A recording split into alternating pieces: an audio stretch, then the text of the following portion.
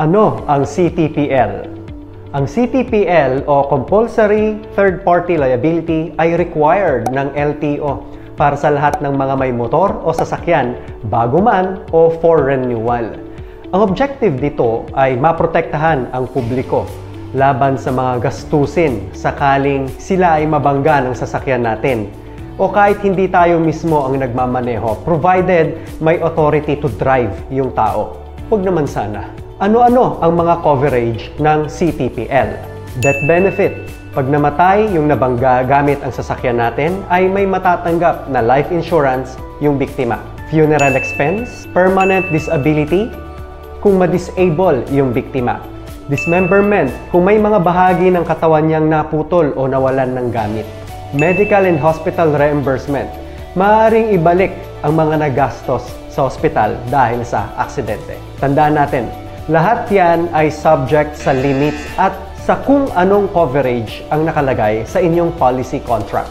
Hanggang kailan ang validity ng CTPL? 1 taon. Ano ang hindi covered ng CTPL? Number 1, mga aksidente sa labas ng bansa.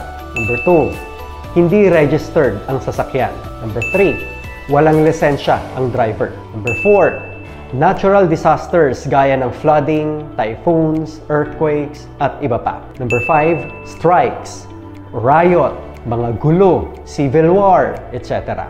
Magkano naman ang CTPL? Para sa mga private vehicles, yung 4 wheels, umaabot siya ng 1,000 pesos. Para naman sa mga motorbikes, yung single, umaabot ng 500 pesos. Saan pwedeng makakuha ng CTPL?